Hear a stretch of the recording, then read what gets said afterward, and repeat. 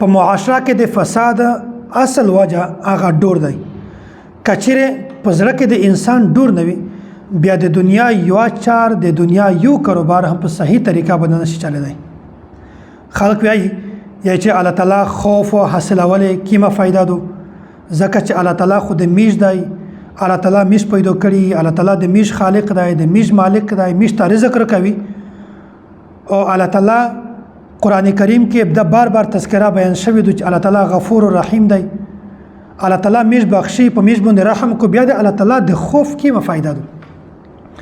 کسه چې کله د سړی سوچ دا وي، بیا دا احساس ته زړه ختم کیږي چې الله تعالی خوف کیمه فائدہ دو، کیم ثمرات دي، کیم فواید دي. دا احساس ته انسان د زړه نه وځي، او چې کله دا احساس ته زړه نه ختم شي، په معاشره کې فساد هوي، په معاشره کې قتل هوي، په معاشره کې لا قانونیت هوي، هر شی د دنیا خراب.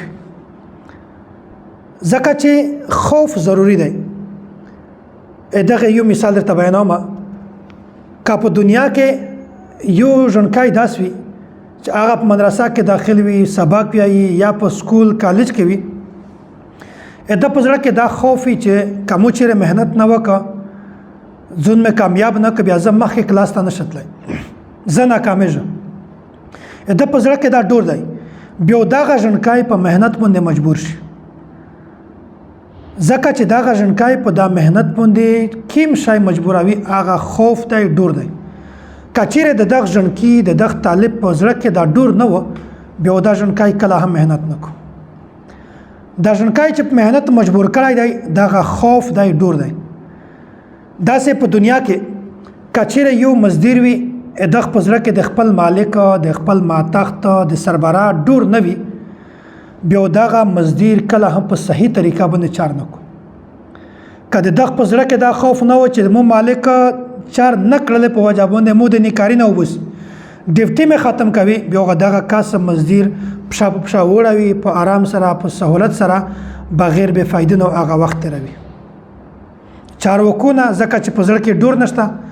که چیرې د په زړه کې ډور و، دا ډور و چې مو مالک د نیکارۍ نه ختم کوي، که مو شیره چار نه وکړه، بیا د دنیا چار د دنیا هر مزدوره د په صحیح طریقه چلیږي. داسې که د یوه ژوند کې په زړه کې د خپل پلور خوف نه و، د یوه غلام په زړه کې د خپل آقا، د خپل سربراه خوف نه و، بیا کسه په دنیا کې معاشره کې فساد هم زیاتېږي، ظلم هم زیاتېږي، لا قانونیت وروشي، هر چارو بغیر به قانون نه وي، قتل او زیاتی شي. د یو سړی حق خوړل کې و، هر سړی خپل کردار ادا کوي.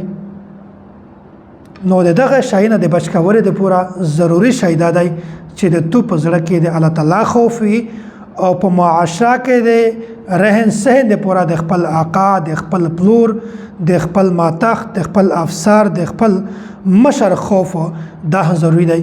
که چیرې دا خوف نه و، ظلم زیاتی شي، قتل زیاتی شي، د خلک حق و خوري، قانون نه چاليږي، خلک په یوای واری په دوه روپۍ باندې قانون وخلي، جرم د وکړه، زیاتی د وکړه، ورشه په 2 روپۍ ورکه قانون وخلي. قانون د چې کله خپل شپ په معاشره کې د فساد پیدا وکړه. نن سبا معاشره کې تصویر نه یو انسان نه دی محفوظ دی، یو نه جسم محفوظ دی، نه د یو روح محفوظ دی، نه د یو مول محفوظ دی. اواجت څه دی چې قانون نشته.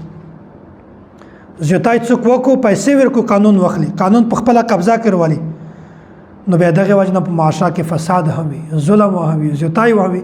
که چیرې د میش په زړه کې د الله تعالی خوف وي، د خپل په معاشره کې د خپل آقا، د قانون، د خپل استوز، د خپل پلور، د خپل افسر مشر احترام او قانون ډور په زړه کې وي، بیا ان شاء الله په معاشره کې فساد کله نه راځي.